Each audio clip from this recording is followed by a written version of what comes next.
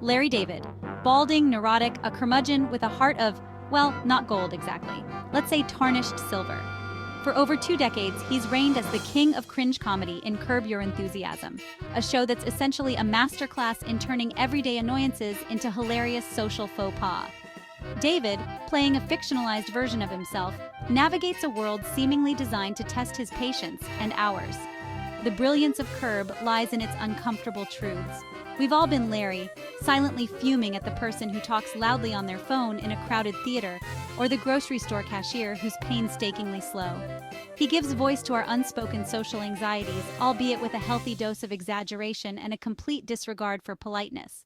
His antics, often fueled by good intentions gone hilariously awry, expose the absurdity of social norms and the fragile peace they maintain.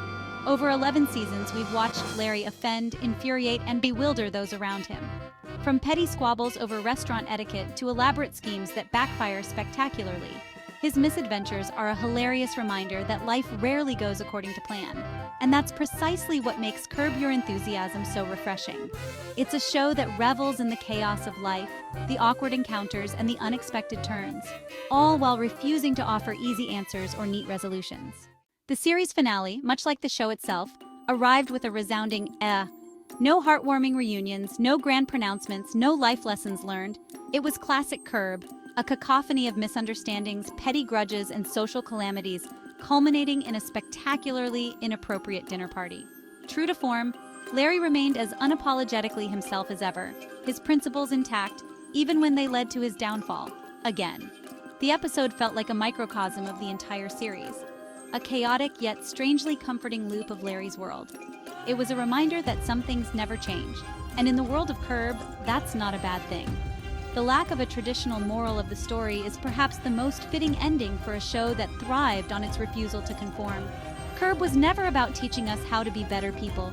It was about holding up a funhouse mirror to society, warts and all, and letting us laugh at the absurdity of it all, ourselves included. In a television landscape saturated with feel-good comedies and heartwarming narratives, Curb Your Enthusiasm dared to be different. It was unapologetically cynical, hilariously awkward, and consistently brilliant in its exploration of the human condition, or at least Larry David's very specific, very funny version of it. The legacy of Curb extends beyond its sharp writing and iconic theme song. It lies in its influence on a generation of comedians and its impact on the evolution of television comedy. The show's improvisational style, cringe humor, and willingness to push boundaries paved the way for a new wave of comedy that embraces awkwardness and subverts expectations. Curb Your Enthusiasm may be over, but its impact on television comedy is undeniable. It's a show that reminded us that sometimes the best way to deal with life's absurdities is to laugh at them, even if that laughter is a little uncomfortable, a little too loud, and maybe, just maybe, directed at ourselves.